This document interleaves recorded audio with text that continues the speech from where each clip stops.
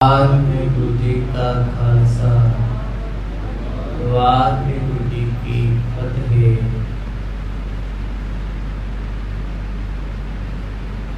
सर्व कला सम्राट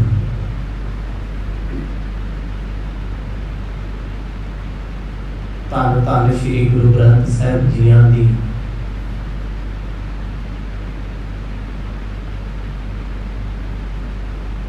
पावन गोद विच पर बैठ करके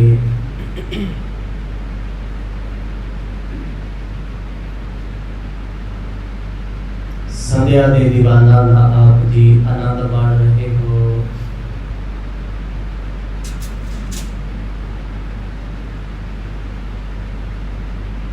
शुभ कर्मा द्वारा संगत दियां घड़ियां प्राप्त होंदियां ने। आओ इन्हां सफलियां बनाइए।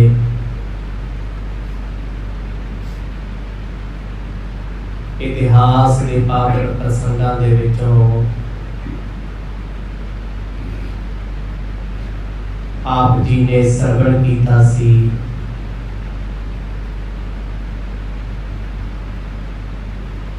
धन धन गुरु नानक साहब सच्चे पातशाह जी ने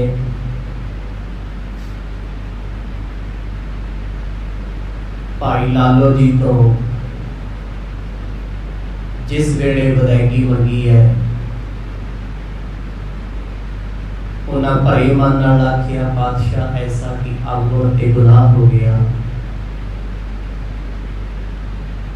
आप जी अचन चेत छड़ के जा रहे हो। सतगुरां ने आखिया साडा मित्र मरदाना इत्थे रहना नहीं चाहुंदा। लोग तंज कसदे ने बंदा चंगा बोलदे ने। भाई लालो कहते पातशाह ते मैनू भी बोल। फिर गुरु नानक साहब जी ने एक शब्द उच्चारण करके दुनिया की हालत दसी कि भगती वालियां नूं ते संसार बारे सोचण दी भी लोड़ नहीं। फिर लालो जी आखन लगे महाराज मेरी बेनती है एक महीना इत्थे जरूर व्यतीत करो। जो बार बार कहते रहे सुभाविक रसना तो गुरु नानक साहब जी आखन लगे सत वचन भाई लालो औखे सौखे रहिए प्यार नाल रहिए एक महीना तेरे वचन बने। जो भाई मरदाना जी ने सुनिया सतगुर ईमनाबाद विच एक महीना रहणगे हैरान हो के कहते बाबा आपां ते जाना सी। सतगुर कहते हुण नहीं जाना। जिथे इन्ना समा कटिया 3 दिन कट लए ने मरदानिया एक महीना होर सही। इन्हां सारे प्रसंगां नूं आप जी ने बड़े विस्तार सहित सरवण कीता है। आओ कुछ समा मन चित व्यक्तियां नूं एकाग्र चित बनाइए। पाओ प्रेम दी सांझ। गज वज के आखो जी सतनाम श्री वाहिगुरु साहिब जी। सतनाम श्री वाहिगुरु साहिब जी। बैस्यो निकट भनत मरदाना तमहा बहुत दिन रहना। गुरु अंगद देव पातशाह जी के पावन दरबार विच भाई बाला जी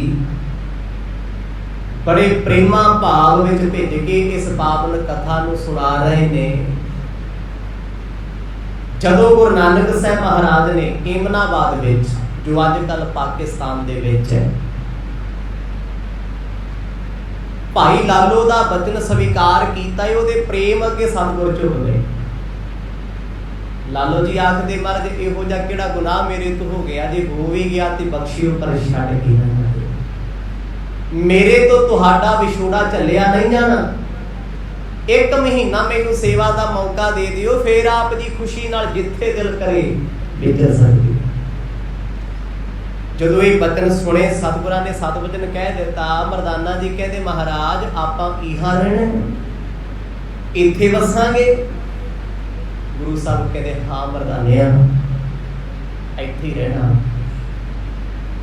ਮਨ ਮੁਰਝਾਇਆ ਹੋਇਆ, ਚਿਹਰੇ ਦਾ ਹਾਸਾ, ਚਿਹਰੇ ਦੀ ਰੌਣਕ ਉੱਡ ਗਈ, ਕਿਉਂਕਿ ਰਾਤ ਭਰ ਭਾਈ ਮਰਦਾਨਾ ਸੁੱਤਾ ਹੀ ਨਹੀਂ ਵੀ ਸਵੇਰ ਹੁੰਦਿਆਂ ਚਲੇ ਜਾਣਾ।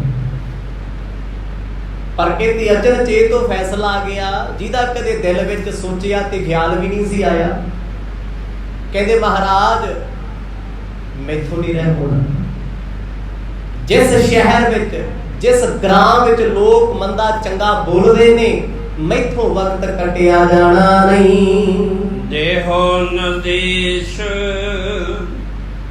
ਜਾਉ ਤਲਵੰਡੀ, ਕਹੋ ਤਹਾਂ ਜੋ ਕਹਿਣਾ। ਪਰ ਸਤਿਗੁਰੂ ਜੀ ਮੈਂ ਅੱਜ ਆਪ ਜੀ ਤੋਂ ਇੱਕ ਵਸਤੂ ਮੰਗਣ ਲੱਗਾ, ਕਿਰਪਾ ਕਰੋ। ਮਰਦ ਕਹਿੰਦੇ ਮੰਗ। ਕਹਿੰਦਾ ਫਿਰ ਆਗਿਆ ਦੇ ਦਿਓ। ਮੈਂ ਤਲਵੰਡੀ ਜਾਇਆ ਵਾਂ। ਗੁਰੂ ਨਾਨਕ ਸਾਹਿਬ ਮਹਾਰਾਜ ਨੇ ਨੇਤਰ ਭਰ ਭਾਈ ਮਰਦਾਨਾ ਜੀ ਵੱਲ ਵੇਖਿਆ, ਬੁੱਲਾਂ ਵਿੱਚ ਮੁਸਕਰਾਈ। ਕਹਿੰਦਾ ਪਾਤਸ਼ਾਹ ਮੈਂ ਰਾਏ ਭੋਏ ਦੀ ਤਲਵੰਡੀ ਜਾਣਾ ਚਾਹੁੰਦਾ, ਇੱਥੇ ਵਸਣ ਦੇ ਨਾਲੋਂ ਜਾਣਾ ਹੀ ਪਵੇ। ਮੇਰਾ ਚਿੱਤ ਨਹੀਂ ਲੱਗਦਾ, ਮੇਰਾ ਮਨ ਨਹੀਂ ਮੰਨਦਾ। ਬੇਸ਼ੱਕ ਭਾਈ ਲਾਲੋ ਬੇਹੱਦ ਪ੍ਰੇਮ ਕਰਦੇ ਆ, ਕੋਈ ਸ਼ੱਕ ਨਹੀਂ। ਭਾਈ ਮਰਦਾਨਾ ਜੀ ਕਿਉਂ ਗਏ, ਆਉਣ ਵਾਲੇ ਦਿਨਾਂ 'ਚ ਪਤਾ ਲੱਗ ਜਾਣਾ। ਕਿਉਂਕਿ ਇੱਥੇ ਕਵੀ ਜੀ ਪ੍ਰਸੰਗਤ ਵਾਰਤਾ ਸੁਣਾ ਰਹੇ ਨੇ ਵੀ ਏਮਨਾਬਾਦ ਵਿੱਚ ਕੀ ਕੀ ਬੀਤ ਰਿਹਾ ਹੈ, ਕੀ ਕੀ ਹੋ ਰਿਹਾ ਹੈ।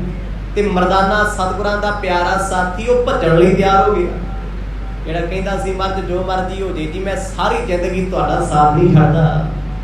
ਕਸਵੱਟੀ ਲਾ ਰਹੇ ਹੋ। ਆਖਣ ਲੱਗੇ ਮਹਾਰਾਜ ਮੈਨੂੰ ਨਗਰ ਪਿੰਡ ਜਾਣ ਦੀ ਅੱਜ ਆਗਿਆ ਦੇ ਦਿਓ। ਤੂਰਨ ਤਹਿ ਤੇ ਆਮੋ ਤੁਮ ਢਿਗ, ਬਿਲਮ ਨ ਕਾਹੂ ਲਗਾਵੋ। ਪਾਤਸ਼ਾਹ ਮੈਂ ਸਿਰਫ ਆਉਣ ਜਾਣ ਹੀ ਕਰਨਾ ਹੈ, 1-2 ਦਿਨ ਰਹਾਂਗਾ, ਛੇਤੀ ਮੁੜ ਆਵਾਂਗਾ। ਤੁਹਾਡਾ ਇੱਥੇ ਸਮਾਂ ਗੁਜ਼ਰ ਜਾਣਾ ਹੈ, ਮੇਰਾ ਰਸਤੇ 'ਚ ਭਾਵੇਂ ਉਹ 5 ਦਿਨਾਂ ਦਾ ਰਾਹ ਹੈ, 10 ਦਿਨਾਂ ਦਾ ਰਾਹ। ਗੁਰੂ ਨਾਨਕ ਸਾਹਿਬ ਜੀ ਨੂੰ ਤੇ 17 ਦਿਨ ਤਾਂ ਲੱਗ ਗਏ, ਸਤਿਗੁਰ ਵਿਚਰਦੇ ਆਏ ਆ। ਕਦੇ ਕਿਸ ਥਾਂ ਤੇ, ਕਦੇ ਕਿਸ ਥਾਂ ਤੇ, ਕਦੇ ਕਿਸੇ ਨੂੰ ਤਾਰਿਆ, ਕਦੇ ਕਿਸੇ ਨੂੰ ਤਾਰਿਆ। ਭਾਈ ਮਰਦਾਨਾ ਜੀ ਤੇ ਆਉਂਦਾ ਵੇ ਹੁਣ ਸਿੱਧਾ ਰਾਹ ਜਾਣਾ। ਪਾਤਸ਼ਾਹ ਮੈਂ 15 ਕੁ ਦਿਨਾਂ ਦੇ ਵਿੱਚ ਛੇਤੀ ਮੁੜ ਆਵਾਂਗਾ। ਨਿਜ ਪਰਿਵਾਰ ਹੈ ਦੇ ਖਬਰ ਸਭ, ਹੋ ਨਾਨਕ ਸੰਗ ਜਾਵੋ। ਤੇ ਨਾਲੇ ਬਹਾਨੇ ਨਾਲ ਮੈਂ ਆਪਣੇ ਘਰ ਪਰਿਵਾਰ ਨੂੰ ਦੱਸ ਆਵਾਂ ਵੀ ਮੈਂ ਤੇ ਗੁਰੂ ਨਾਨਕ ਸਾਹਿਬ ਨਾਲ ਚੱਲਿਆ ਪੱਕੇ ਤੌਰ ਤੇ, ਵੀ ਅਜੇ ਤੇ ਪਤਾ ਨਹੀਂ ਨਾ ਉਹਨਾਂ ਨੂੰ। ਮੈਂ ਤੇ ਤੁਹਾਡੇ ਕੋਲ ਸਤਿਗੁਰ ਜੀ ਆਇਆ ਸੀ ਖਬਰ ਸਾਰ ਲੈਣ, ਮੁੜ ਕੇ ਖਬਰੀਆ ਹੀ ਅਲੋਪ ਹੋ ਗਿਆ। ਸਤਿਨਾਮ। ਰਾਏ ਭੋਏ ਦੀ ਤਲਵੰਡੀ ਵਾਲਿਆਂ ਨੂੰ ਕੀ ਪਤਾ ਵੀ ਮਰਦਾਨਾ ਕਿੱਥੇ ਹੈ। ਤੁਹਾਡੇ ਪਿਤਾ ਤੇ ਕਹਿੰਦੇ ਸੀ ਮੇਰੇ ਪੁੱਤ ਦੀ ਖਬਰ ਲੈ ਕੇ ਆ, ਹੁਣ ਮੇਰਾ ਪਰਿਵਾਰ ਮੇਰੀ ਖਬਰ ਲੈਂਦਾ ਹੋਣਾ ਵੀ ਸਾਡੇ ਪਰਿਵਾਰ ਦਾ ਮੈਂਬਰ ਗੁੰਮਸ਼ੁਦਾ ਹੋ ਗਿਆ। ਕਿਉਂਕਿ ਉਹਨਾਂ ਸਮਿਆਂ ਦੇ ਵਿੱਚ ਕਿਹੜਾ ਪਤਾ ਲੱਗਦਾ ਸੀ ਕੌਣ ਕਿੱਥੇ ਗਿਆ। ਪਾਤਸ਼ਾਹ ਇੱਕ ਤੇ ਬਹਾਨੇ ਨਾਲ ਮੈਂ ਆਪਣੇ ਘਰ ਪਰਿਵਾਰ ਜਾ ਕੇ ਦੱਸ ਆਵਾਂ ਵੀ ਮੈਂ ਤੁਹਾਡੀ ਸੰਗਤ ਵਿੱਚ ਆ, ਉਹ ਫਿਕਰ ਨਹੀਂ ਕਰਨਗੇ। ਘਰ ਮੇ ਜਿਉ ਬਸਤ ਹੈ ਤੇਰੋ, ਜਾਹੋਂ ਦਰਤ ਪੋਨੇ ਆਈਐ। ਤੇ ਸਤਿਗੁਰੂ ਜੀ ਦੂਜਾ ਆਪ ਜੀ ਤੇ ਮਾਤਾ ਪਿਤਾ ਨੂੰ ਮੈਂ ਸੁੱਖ ਸਾਂਦ ਦਾ ਸੁਨੇਹਾ ਦੇ ਆਉਂਗਾ। ਘਰ 'ਚ ਫਿਰ ਵੀ ਜੀ ਪਰਿਵਾਰ ਵਸਦੇ ਆ, ਛੇਤੀ ਗਿਆ ਤੇ ਛੇਤੀ ਆ ਨੂੰ। ਮਤਲਬ ਇਹ ਸੀ ਵੀ 1 ਮਹੀਨਾ ਇੱਥੇ ਰਹਿਣ ਦੇ ਨਾਲੋਂ ਆਪਾਂ ਰਸਤੇ ਵਿੱਚ ਵੀ ਜਾਵਾਂਗੇ, ਕਮ ਸੇ ਕਮ ਸਕੂਨ ਤੇ ਮਿਲੂ। ਲੋਕਾਂ ਦੀਆਂ ਗੱਲਾਂ ਤੇ ਨਹੀਂ ਸੁਣਨੀਆਂ ਪੈਣਗੀਆਂ। ਘਰ ਜਾਵਾਂਗੇ, ਨਾਲੇ ਸੁਨੇਹਾ ਦੇ ਆਵਾਂਗੇ, ਨਾਲੇ ਮਨ ਹੋਰ ਹੋ ਜਾਏਗਾ। ਗੁਰੂ ਨਾਨਕ ਸਾਹਿਬ ਅੱਜ ਮੁਖ ਚੋਂ ਮੁਸਕਰਾਉਂਦੇ ਰਹੇ, ਕਿਉਂਕਿ ਭਾਈ ਮਰਦਾਨਾ ਜੀ ਬੜੇ ਸੋਹਣੇ ਸੋਹਣੇ ਬਹਾਨੇ ਕਰ ਰਹੇ। ਮਹਾਰਾਜ ਇੱਕ ਤੇ ਮੈਂ ਸੁਨੇਹਾ ਦੇ ਆਊਂਗਾ ਆਪ ਜੀ ਦੇ ਪਰਿਵਾਰ ਨੂੰ, ਤੇ ਦੂਜਾ ਨਾਲੇ ਮੈਂ ਦੱਸ ਆਊਂਗਾ ਵੀ ਗੁਰੂ ਸਾਹਿਬ ਦੇ ਨਾਲ ਆ, ਮੇਰਾ ਫਿਕਰ ਫੁਕਰ ਨਾ ਕਰਿਓ ਵੀ ਜਿੱਦਣ ਸਤਿਗੁਰ ਆਉਣਗੇ ਉਸੇ ਦਿਨ ਮੈਂ ਮੁੜ ਆਵਾਂਗਾ।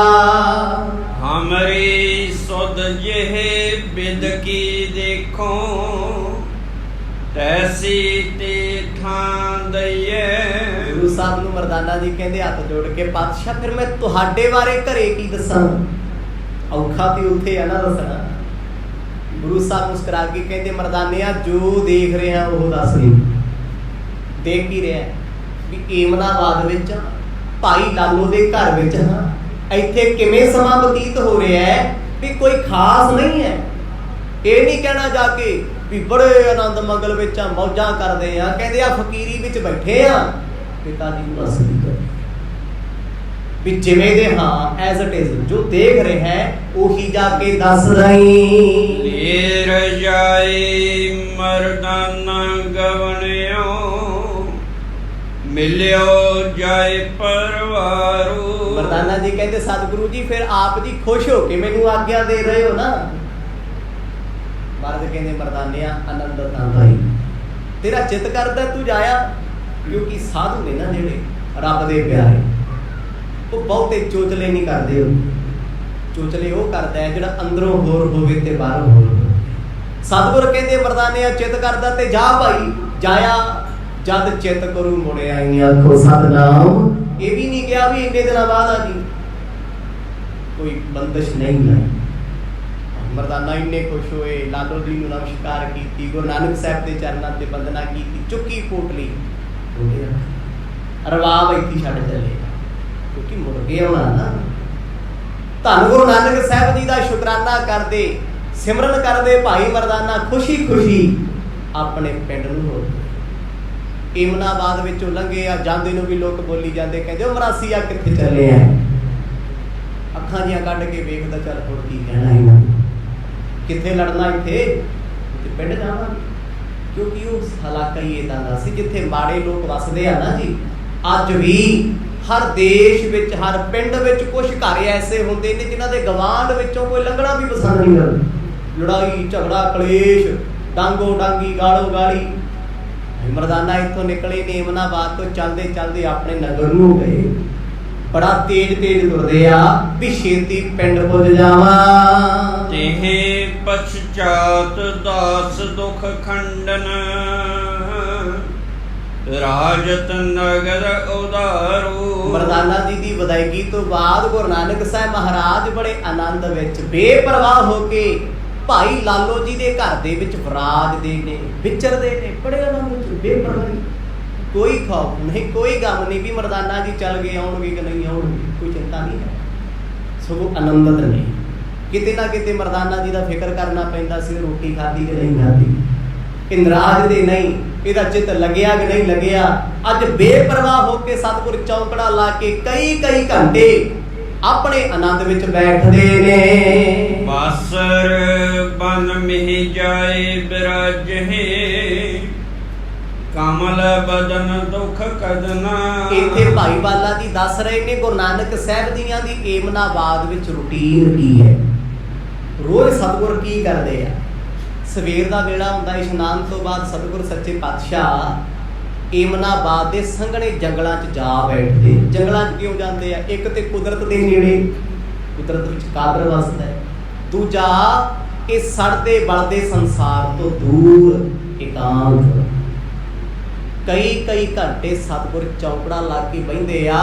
ਇਸੇ ਕਰਕੇ ਏਮਨਾਬਾਦ ਦੇ ਲੋਕ ਕਹਿੰਦੇ ਸੀ ਨਾਨਕ ਜੀ ਤਪਾ ਨੇ। ਤਪਾ ਕਿਹਨੂੰ ਕਹਿੰਦੇ ਆ? ਤਪ ਕਰਨ ਵਾਲਾ, ਤਪਸਵੀ, ਜੋ ਤਪਾਉਂਦਾ ਹੋਵੇ ਸਰੀਰ। ਭੁੱਖੇ ਪਿਆਸੇ ਬੈਠੇ ਰਹਿਣਾ ਇਹ ਤਾਪੀ ਤੇ ਹੈ, ਤਪੱਸਿਆ ਤੇ ਹੈ। ਜਗਤ ਗੁਰੂ ਨਾਨਕ ਸਾਹਿਬ ਮਹਾਰਾਜ ਏਮਨਾਬਾਦ ਦੇ ਜੰਗਲਾਂ ਵਿੱਚ ਲਾ ਕੇ ਚੌਂਕੜਾ ਸਾਰਾ ਸਾਰਾ ਦਿਨ ਆਪਣੇ ਆਪ ਵਿੱਚ ਜੁੜੇ ਰਹਿੰਦੇ ਨੇ। ਜਬੈ ਵਿਭਾਵਰ ਹੋਵੇ ਲਖਹੀ, ਆਵੇਂ ਲਾਲੋ ਸਦਨਾ। ਜਿਉਂ ਜਿਉਂ ਸੂਰਜ ਢਲਦਾ ਹੈ, ਛਿਪਦਾ ਜਾਂਦਾ ਹੈ, ਸ਼ਾਮ ਦੇ ਵੇਲੇ ਸਤਿਗੁਰੂ ਜੀ ਉੱਠਦੇ ਆ, ਮੋਢੇ ਤੇ ਰੱਖਿਆ ਚਾਦਰਾ, ਹੌਲੀ ਹੌਲੀ ਕਦਮ ਗੁਰੂ ਨਾਨਕ ਸਾਹਿਬ ਮਹਾਰਾਜ ਲਾਲੋ ਜੀ ਦੇ ਗ੍ਰਹਿ ਆ ਜਾਂਦੇ, ਘਰ ਆ ਜਾਂਦੇ ਆ। ਤੇ ਭਾਈ ਲਾਲੋ ਉਹ ਬੜਾ ਪਿਆਰ ਵਿੱਚ ਬੈਠਾ ਸਤਿਗੁਰਾਂ ਦੀ ਉਡੀਕ ਕਰਦਾ ਰਹਿੰਦਾ ਵੀ ਕਦੋਂ ਸ਼ਾਮ ਹੋਊਗੀ, ਸ਼ਾਮ ਹੀ ਨਹੀਂ ਹੋਣੀ ਚਾਹੀਦੀ। ਸੱਜਣ ਪਿਆਰੇ ਦੇ ਦੀਦਾਰ ਕਰਨੇ ਆ, ਸਤਿਗੁਰਾਂ ਦਾ ਸੰਗ ਕਰਨਾ ਹੈ, ਉਹਨਾਂ ਦੇ ਕੋਲ ਬਹਿਣਾ ਚਾਹੁੰਦਾ ਏ। ਕਹਿੰਦੇ ਪਹਾੜ ਵਰਗਾ ਦਿਨ ਲੰਘਦਾ ਭਾਈ ਲਾਲੋ ਜੀ ਦਾ, ਵਕਤ ਗੁਜ਼ਰਦਾ ਹੀ ਨਹੀਂ। ਜਿਉਂ ਸੂਰਜ ਛਿਪਦਾ ਹੈ ਕਹਿੰਦੇ ਚਿਹਰੇ ਤੇ ਸਮਾਈਲ ਆ ਜਾਂਦੀ, ਹਾਸਾ ਆ ਜਾਂਦਾ ਹੈ, ਖੁਸ਼ੀ ਆ ਜਾਂਦੀ ਹੈ। ਸੁਭਾਵਿਕ ਉਸ ਸਮੇਂ ਦੌਰਾਨ ਗੁਰੂ ਨਾਨਕ ਸਾਹਿਬ ਮਹਾਰਾਜ ਹੌਲੀ ਹੌਲੀ ਕਦਮ ਦਰ ਕਦਮ ਚੱਲਦੇ ਭਾਈ ਲਾਲੋ ਜੀ ਦੇ ਵਿਹੜੇ ਵਿੱਚ ਪ੍ਰਵੇਸ਼ ਹੁੰਦੇ ਨੇ। ਕਰਤ ਪ੍ਰੀਤ ਸੋ ਅਸਨ ਤਿਆਰਾ, ਬਿਨੈ ਭਾਖੀ ਅਚਵਾਵੇ। ਤੇ ਹੁਣ ਜਦੋਂ ਸਤਿਗੁਰ ਘਰ ਆਉਂਦੇ ਆ ਤੇ ਭਾਈ ਲਾਲੋ ਜੀ ਸਤਿਗੁਰਾਂ ਦੇ ਵਾਸਤੇ ਤਰ੍ਹਾਂ ਤਰ੍ਹਾਂ ਦੇ ਪਕਵਾਨ ਬਣਾਉਂਦੇ ਆ। ਕੋਸ਼ਿਸ਼ ਕਰਦੇ ਆਪਣੇ ਵੱਲੋਂ, ਗਰੀਬ ਤੇ ਗਰੀਬੀ ਅਲੱਗ ਚੀਜ਼ ਹੈ। ਚਾਹ, ਸ਼ੌਕ ਤੇ ਖੁਸ਼ੀ ਇਹ ਕੋਈ ਵੀ ਖਰੀਦ ਸਕਦਾ ਹੈ। ਇਹ ਕਿਸੇ ਦੇ ਜੀਵਨ 'ਚ ਵੀ ਆ ਸਕਦੀ ਹੈ। ਪੈਸੇ ਨਾਲ ਖੁਸ਼ੀ ਨਹੀਂ ਖਰੀਦੀ ਜਾ ਸਕਦੀ। ਮਾਇਆ ਨਾਲ ਤੁਸੀਂ ਸੁੱਖ ਨਹੀਂ ਖਰੀਦ ਸਕਦੇ। ਮਾਇਆ ਨਾਲ ਗੱਦਾ ਖਰੀਦ ਸਕਦੇ ਹੋ, ਏਸੀ ਖਰੀਦ ਸਕਦੇ ਹੋ, ਨੀਂਦ ਨਹੀਂ ਖਰੀਦ ਸਕਦੇ।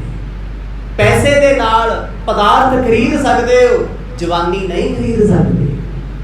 ਗੁਰੂ ਨਾਨਕ ਸਾਹਿਬ ਸੱਚੇ ਪਾਤਸ਼ਾਹ ਜਦੋਂ ਆਉਂਦੇ ਆ ਨਾ, ਸਤਿਗੁਰਾਂ ਦੇ ਆਉਣ ਤੋਂ ਹੀ ਇੰਨੀ ਖੁਸ਼ੀ ਚੜ ਜਾਂਦੀ ਹੈ।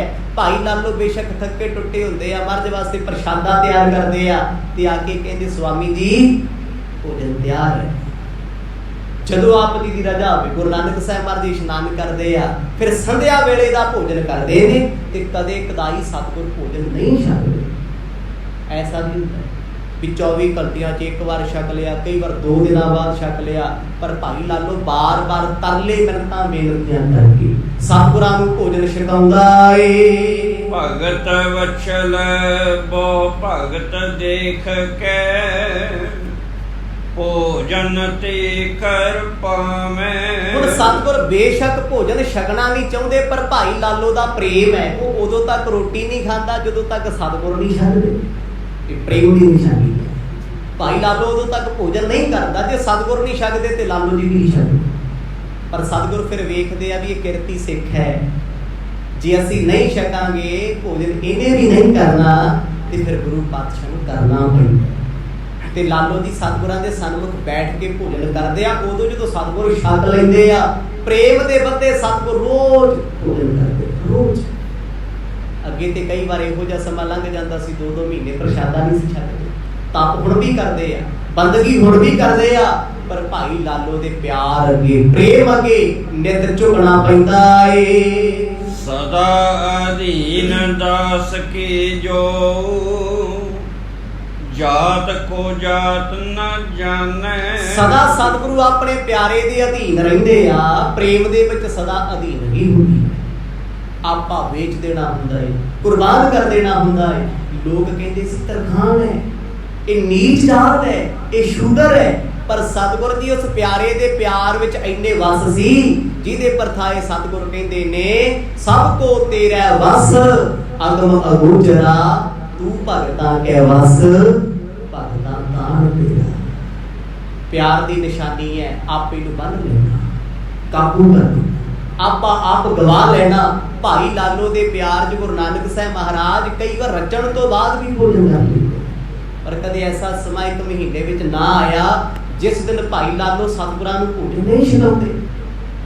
ਸ਼ਿੱਦਤ ਨਾਲ ਬੇਨਤੀਆਂ ਕਰਨੀਆਂ, ਅਰਜ਼ਾਂ ਕਰਨੀਆਂ ਤੇ ਗੁਰੂ ਸਾਹਿਬ ਛਕ ਲੈਂਦੇ ਆ। ਕਦੇ ਦੁੱਧ ਛਕਾਉਣਾ, ਕਦੇ ਪ੍ਰਸ਼ਾਦਾ ਛਕਾਉਣਾ। ਕਈ ਵਾਰ ਏਦਾਂ ਹੋਣਾ, ਰਾਤ ਦੀ ਰੋਟੀ ਪਈ ਹੈ, ਸਵੇਰ ਹੁੰਦਿਆਂ ਕੋਧਰੇ ਦੀ ਸੁੱਕੀ ਰੋਟੀ ਮਰਦ ਨੇ ਛਕ ਲੈਣੀ ਤੇ ਭਾਈ ਲਾਲੋ ਨੇ ਮਹਿਸੂਸ ਕਰਨਾ ਪਾਤਸ਼ਾਹ ਤਾਜ਼ਾ ਫੁਲਕਾ ਬਣਾ ਲੈਨੇ ਆ। ਮਰਦ ਕਹਿੰਦੇ ਨਹੀਂ ਲਾਲੋ, ਇੱਥੇ ਜੋ ਬਣਿਆ ਨਾ ਉਹੀ ਲਾਇਆ ਸਤਿਗੁਰ ਦਾ। ਇਹ ਸਮਾਂ ਕਿਤੇ ਬੜਾ ਸੋਹਣਾ ਲੱਗਦਾ ਹੈ। ਸਤਿਗੁਰ ਦੀ ਨਹੀਂ ਵੇਖਦੇ ਦੀ ਜਾਤ ਕੀ, ਇਹਦਾ ਧਰਮ ਕੀ, ਇਹਦਾ ਗੋਤ ਕੀ, ਇਹਦਾ ਮਜ਼ਹਬ ਕੀ। ਕਿਉਂਕਿ ਪ੍ਰੇਮ ਦੇ ਵਿੱਚ ਕੋਈ ਜਾਤ ਨਹੀਂ ਹੈ, ਕੋਈ ਧਰਮ ਨਹੀਂ ਹੈ, ਕੋਈ ਉਮਰ ਨਹੀਂ ਹੈ, ਜਾਂ ਕੋਈ ਹੋਰ ਖਿਆਲ ਨਹੀਂ ਹੈ। ਉਹ ਸਭ ਸਮਕਾਲ ਹੈ। ਪਰ ਲੋਕਾਂ ਨੂੰ ਭਾਈ ਲਾਲੋ ਦੀ ਜਾਤ ਚੁੱਭਦੀ ਸੀ। ਲੋਕੀ ਇਹਨੂੰ ਮਾੜਾ ਚੰਗਾ ਬੋਲਦੇ ਨੇ। ਹੁਣ ਚਤਰਾਈ ਜਹ ਨਾਹੀ, ਭਾਉ ਭਗਤ ਪਹਿਚਾਨਾ। ਸਤਿਗੁਰ ਦੀ ਪ੍ਰੇਮਾ ਭਗਤੀ ਤੇ ਭਾਉ ਭਗਤੀ ਵੇਖਦੇ ਆ। ਭਾਉ ਨਾਮ ਹੈ ਪ੍ਰੇਮ ਦਾ, ਵੀ ਪ੍ਰੇਮ ਨਾਲ ਕਿੰਨਾ ਕੁ ਯਾਦ ਕਰਦਾ ਹੈ। ਕਿਤੇ ਲੋਕਾਂ ਚਾਰੂ ਰੋਟੀ ਤੇ ਨਹੀਂ ਖਵਾਉਂਦਾ। ਉਦੋਂ ਬੜੇ ਹੋਰ ਵੀ ਲੋਕ ਸੀ, ਕੁਝ ਪੰਡਤ, ਕੁਝ ਹੋਰ ਲੋਕ ਜੋ ਕੋਸ਼ਿਸ਼ ਕਰਦੇ ਸੀ ਤਪਾ ਜੀ ਸਾਡੇ ਘਰ ਰੋਟੀ ਖਾਇਆ ਕਰੋ। ਐਵੇਂ ਕਿੱਥੇ ਗਰੀਬ ਦੇ ਘਰ ਬੈਠੇ, ਉਹਦੇ ਘਰੇ ਕੀ ਹੈ। ਮਰਦ ਕਦੇ ਨਹੀਂ ਗਏ, ਕਦੇ ਵੀ ਨਾ ਗਏ।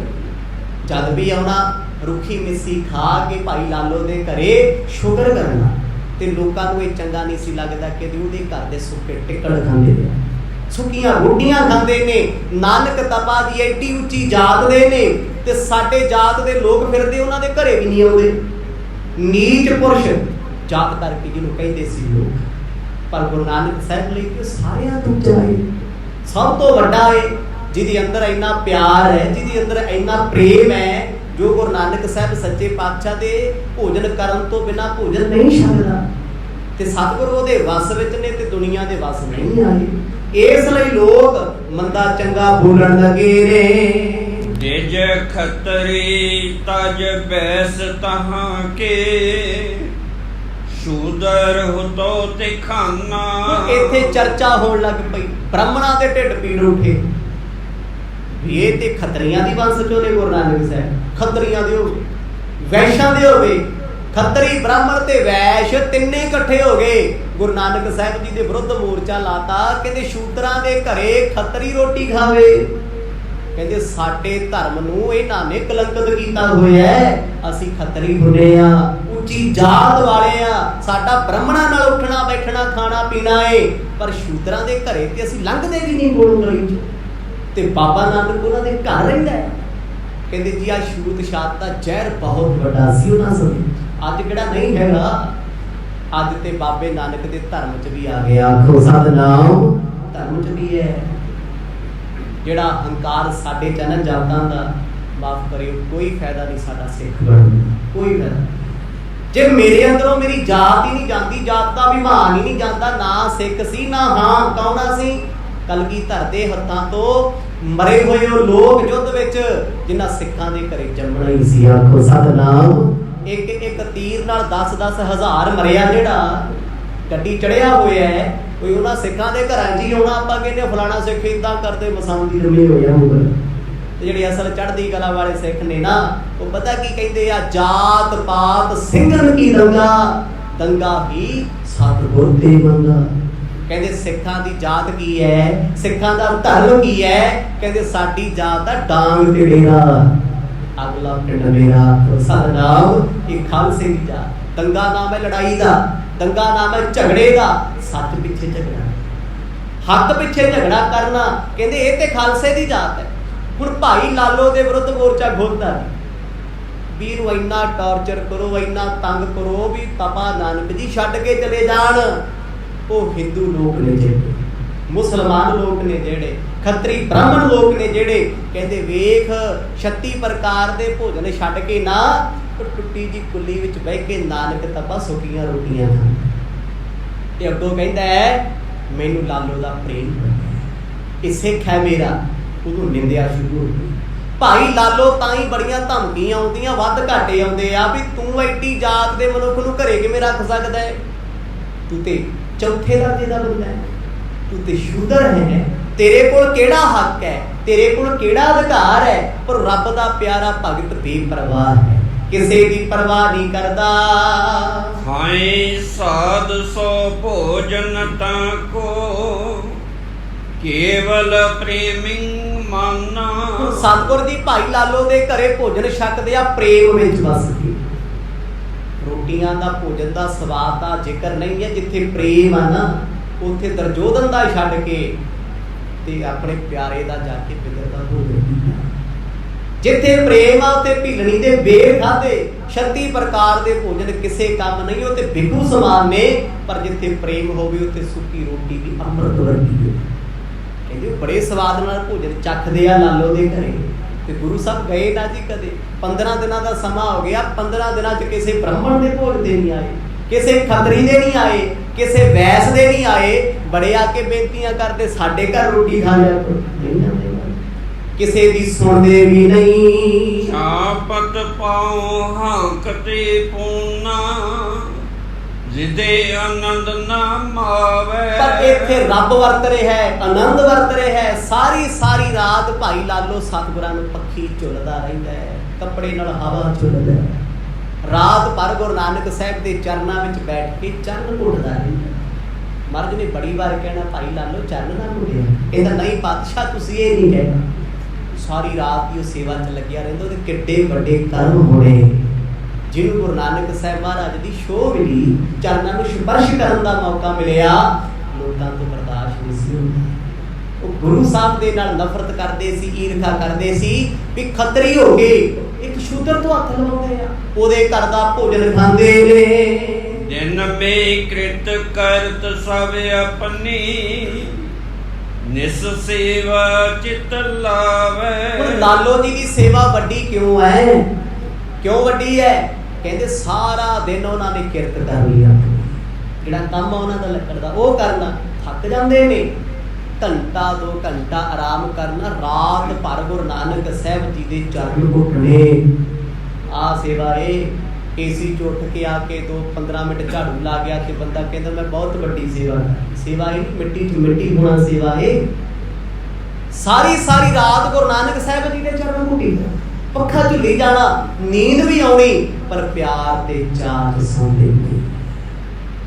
ਇਹਨੂੰ ਕਹਿੰਦੇ ਇਸ਼ਕ ਹਕੀਕੀ, ਜਿੱਥੇ ਪਿਆਰੇ ਦੀ ਯਾਦ ਵਿੱਚ ਨੀਂਦ ਨਾ ਆਵੇ, ਪਿਆਰੇ ਦੇ ਪਿਆਰ ਵਿੱਚ ਚੈਨ ਨਾ ਆਵੇ, ਸਾਰੀ ਰਾਤ ਬੈਠੇ ਰਹਿੰਦੇ, ਚਾਹ ਤਾਜ਼ਾ ਸਰੀਰ ਫਰੈਸ਼ ਰਹਿੰਦੇ ਨੇ। ਭਾਈ ਲਾਲੋ ਚਿੰਤਾ ਹੀ ਕੋਈ ਨਹੀਂ, ਕਿਉਂਕਿ ਰੱਬ ਕੋਲ ਹੀ ਬੈਠੇ, ਸਰਵਰ ਕੋਲ ਬੈਠੇ ਆ। ਨੀਂਦ ਆਉਂਦੀ ਵੀ ਹੈ, ਉਹਨੂੰ ਹਟਕਾ ਦਿੰਦੇ ਆ, ਪਾਸੇ ਕਰ ਦਿੰਦੇ ਆ। ਦਿਨ ਦੇ ਵਿੱਚ ਆਪਣਾ ਕੰਮ ਛੱਡ ਕੇ ਥੋੜਾ ਹੀ ਦੇਰ ਆਰਾਮ ਕਰ ਲੈਂਦੇ ਆ, ਪਰ ਰਾਤ ਭਰ ਕਦੇ ਅੱਖ ਨਹੀਂ ਲਾਉਂਦੇ। ਸਾਰੀ ਰਾਤ ਸੇਵਾ ਕਰਨੀ। ਗੁਰੂ ਨਾਨਕ ਸਾਹਿਬ ਮਹਾਰਾਜ ਭਾਈ ਲਾਲੋ ਦੀ ਸੇਵਾ ਵੇਖ ਉਹ ਤੋਂ ਕੁਰਬਾਨ ਜਾਂਦੇ ਨੇ। ਆਤਮ ਕੋ ਅਭਿਆਸ ਪਨਹਿ ਗੁਰ, ਤੂੰ ਸਤ ਚਿਤ ਆਨੰਦਾ। ਰੋਜ਼ ਗੱਲਾਂ ਕੀ ਹੁੰਦੀਆਂ ਨੇ? ਭਾਈ ਬਾਲਾ ਜੀ ਗੁਰੂ ਅੰਗਦ ਦੇਵ ਮਹਾਰਾਜ ਨੂੰ ਸੁਣਾਉਂਦੇ ਆ ਕਿ ਰਾਤ ਭਰ ਸਤਿਗੁਰ ਜੀ ਆਤਮਾ ਦਾ ਅਭਿਆਸ ਦੱਸਦੇ ਨੇ, ਮਨ ਦਾ, ਵੀ ਇਹ ਮਨ ਵਸ ਕਿਵੇਂ ਹੁੰਦਾ ਹੈ, ਲਾਲੋ ਇਹਨੂੰ ਕਾਬੂ ਕਿਵੇਂ ਕਰੀਦਾ ਹੈ, ਤੂੰ ਰੱਬ ਰੂਪ ਕਿਵੇਂ ਹੈ। ਕਹਿਣ ਨੂੰ ਤੇ ਮੈਂ ਵੀ ਕਹਿੰਦਾ ਮੈਂ ਰੱਬ ਹਾਂ, ਤੁਸੀਂ ਵੀ ਰੱਬ ਹੋ, ਸਾਰੀ ਦੁਨੀਆ ਰੱਬ ਆ, ਪਰ ਰੱਬ ਦੀ ਅੰਸ਼ ਕਿਉਂ ਆ? ਇਹ ਤੇ ਇੱਕ ਦੁਨਿਆਵੀ ਗੱਲ ਹੈ। ਮੰਨਿਆ ਕਿਹਨੇ ਹੈ, ਜਾਣਿਆ ਕਿਹਨੇ ਹੈ, ਉਸ ਪਹਿਲ ਤੱਕ ਵੇਖਿਆ ਤੱਕਿਆ ਕਿਹਨੇ ਹੈ? ਇਹ ਅਵਸਥਾ ਬਹੁਤ ਵੱਡੀ ਹੈ। ਰੱਬ ਸਾਰਿਆਂ 'ਚ ਵੇਖਿਆ ਭਾਈ ਕਨ੍ਹਈਆ ਜੀ ਨੇ, ਦੁਸ਼ਮਣ ਲੱਭਿਆ ਕੋਈ, ਉਹਨੂੰ ਦੁਸ਼ਮਣ ਵਿੱਚ ਵੀ ਬਾਜਾਂ ਵਾਲਾ ਸਤਿਗੁਰ ਦਿਸਦਾ ਸੀ, ਕੋਈ ਦਿਸਦਾ ਸੀ ਪਾਣੀ ਮੰਗਦਾ। ਇਹ ਉਹ ਅਵਸਥਾ ਹੈ ਜਿਹਨੂੰ ਕਹਿੰਦੇ ਆਤਮਿਕ ਅਵਸਥਾ। ਰਾਤ ਭਰ ਗੁਰੂ ਨਾਨਕ ਸਾਹਿਬ ਮਹਾਰਾਜ ਮਨ, ਰੂਹ, ਆਤਮਾ ਇਹਨਾਂ ਨੂੰ ਇੱਕ ਮਿਕ ਕਰਨ ਦਾ ਤਰੀਕਾ ਦੱਸਦੇ ਨੇ। ਰਾਗ ਦਵੈ ਕਤੇ ਹੀਨ ਸਰੂਪਾ, ਭਾਵ ਮਿਤ ਬਿਨ ਸੁਖ ਕੰਦਾ। ਇਹ ਅਵਸਥਾ ਭਾਈ ਲਾਲੋ ਦੀ ਬਣਨੀ ਸ਼ੁਰੂ ਹੋ ਗਈ। ਪਹਿਲਾ ਸੀ ਕੱਲਾ ਭਗਤ, ਇਹ ਅਲੱਗ-ਅਲੱਗ ਅਵਸਥਾਵਾਂ ਨੇ। ਸੰਤ ਹੋਣਾ ਹੋਰ ਚੀਜ਼ ਹੈ, ਭਗਤ ਹੋਣਾ ਹੋਰ ਚੀਜ਼ ਹੈ, ਸਿੱਖ ਹੋਣਾ ਹੋਰ ਚੀਜ਼ ਹੈ, ਸਾਧ ਹੋਣਾ ਹੋਰ ਚੀਜ਼ ਹੈ, ਬ੍ਰਹਮ ਗਿਆਨੀ ਹੋਣਾ ਹੋਰ ਚੀਜ਼ ਹੈ, ਤਤਵੇਤਾ ਬਣਨਾ ਹੋਰ ਚੀਜ਼ ਹੈ। ਇਹ ਸਟੇਜਾਂ ਨੇ, ਡਿਗਰੀਆਂ ਨੇ। ਗੁਰੂ ਨਾਨਕ ਸਾਹਿਬ ਸੱਚੇ ਪਾਤਸ਼ਾਹ ਦੀ ਸੰਗਤ ਵਿੱਚ ਬੈਠੇ ਰਹਿੰਦੇ ਸਾਰੀ ਰਾਤ। ਮਰਜ ਕੇ ਰਾਗ ਦਵੈਗ, ਪ੍ਰੇਮ ਅਤੇ ਈਰਖਾ ਇਹ ਤੇਰੇ ਮਨ ਚੋਂ ਵਿਸਰ ਜਾਣ। ਇਹ ਦੋਨੇ ਚੀਜ਼ਾਂ ਹੋਣੀਆਂ ਨਹੀਂ ਚਾਹੀਦੀਆਂ। ਨਾ ਤੇ ਈਰਖਾ ਹੋਵੇ ਕਿਸੇ ਦਾ, ਕੋਈ ਮਾੜਾ ਕਰ ਗਿਆ ਉਹ ਵੀ ਆਪਣਾ ਹੀ ਹੈ, ਕੋਈ ਭਲਾ ਕਰ ਗਿਆ ਉਹ ਵੀ ਆਪਣਾ ਹੀ ਹੈ। ਕਿਸੇ ਨਾਲ ਸਾੜਾ ਨਹੀਂ, ਕਿਸੇ ਨਾਲ ਨਫ਼ਰਤ ਨਹੀਂ, ਕਿਸੇ ਨਾਲ ਉਚੇਚਾ ਪਿਆਰ ਵੀ ਨਹੀਂ। ਇਸੇ ਕਰਕੇ ਕਹਿੰਦੇ ਆ ਨਾ, ਰੱਬ ਦੇ ਪਿਆਰੇ ਕਿਸੇ ਦੇ ਮਿੱਤਰ ਨਹੀਂ, ਜੋ ਮਿੱਤਰ ਕਿਸੇ ਦੇ ਨਹੀਂ ਤੇ ਦੁਸ਼ਮਣ ਵੀ ਕਿਸੇ ਦੇ ਨਹੀਂ। ਆਖੋ ਸਤਿਨਾਮ। ਨਾ ਕਾਹੂ ਸਿਓ ਦੋਸਤੀ, ਨਾ ਕਾਹੂ ਸਿਓ ਵੈਰ। ਸਤਿਗੁਰ ਕਹਿੰਦੇ ਨਾ ਕਿਸੇ ਦੇ ਉਹ ਮਿੱਤਰ ਨੇ ਤੇ ਨਾ ਕਿਸੇ ਦੇ ਵੈਰੀ। ਭਾਈ ਲਾਲੋ ਦੀ ਉਸ ਅਵਸਥਾ ਤੇ ਆਉਣ ਲੱਗ ਪਏ। ਹੁਣ ਫਰਕ ਨਹੀਂ ਪੈਂਦਾ ਲੋਕ ਕੀ ਕਹਿੰਦੇ ਆ, ਕਿ ਮਾੜਾ ਮੋਟਾ ਹੁੰਦਾ ਸੀ ਮੈਨੂੰ ਲੋਕ ਸ਼ੂਦਰ ਕਹਿੰਦੇ ਆ, ਚੱਲ ਕੋਈ ਨਹੀਂ ਰੱਬ ਸਾਡੇ ਘਰ ਆ ਗਿਆ। ਪਰ ਹੁਣ ਐਸੀ ਕਿਰਪਾ ਹੋਈ, ਰਾਗ ਦਵੈਸ਼, ਈਰਖਾ ਤੇ ਪ੍ਰੇਮ ਦੋਨੇ ਚੀਜ਼ਾਂ ਮਨ ਚੋਂ ਵਿਸਰ ਗਈਆਂ ਜੀ। ਪ੍ਰੇਮ ਕਹਿੰਦਾ ਆ ਵੀ ਮੇਰਾ ਪਰਿਵਾਰ ਮੇਰਾ, ਸੰਸਾਰ ਮੇਰਾ। ਈਰਖਾ ਕਹਿੰਦੀ ਹੈ ਇਹ ਮੇਰਾ ਦੁਸ਼ਮਣ, ਇਹ ਮੇਰਾ ਵਿਰੋਧੀ, ਮੈਨੂੰ ਇਹ ਤੋਂ ਖਤਰਾ ਹੈ। ਰੱਬ ਦੇ ਪਿਆਰਿਆਂ ਨੂੰ ਤੇ ਸਾਹਮਣੇ ਜਲਾਦ ਤੇ ਖੜਿਆ ਖਤਰਾ ਨਹੀਂ, ਉਹਦੇ ਨਾਲ ਵੀ ਹੱਸ ਕੇ ਗੱਲਾਂ ਕਰਦੇ। ਕਹਿੰਦੇ ਤੇਰਾ ਕਰਮ ਹੈ ਸਾਡੇ ਸਿਰ ਤੇ ਆਰਾ ਚਲਾਉਣਾ, ਮੈਂ ਤੈਨੂੰ ਮਾੜਾ ਕਿਵੇਂ?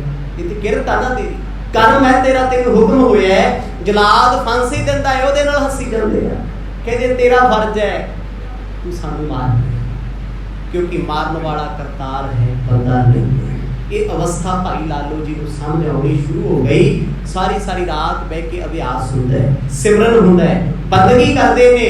ਗੁਰੂ ਨਾਨਕ ਸਾਹਿਬ ਮਹਾਰਾਜ ਜੀ ਉਹਨਾਂ ਤੋਂ ਸ਼ਬਦ ਸੁਣਦੇ ਨੇ, ਪਿਆਰ ਵਿੱਚ ਭਿੱਜ ਕੇ ਲਾਲੋ ਜੀ ਗੁਰੂ ਦੀ ਬਾਣੀ ਗਾਉਂਦੇ ਨੇ।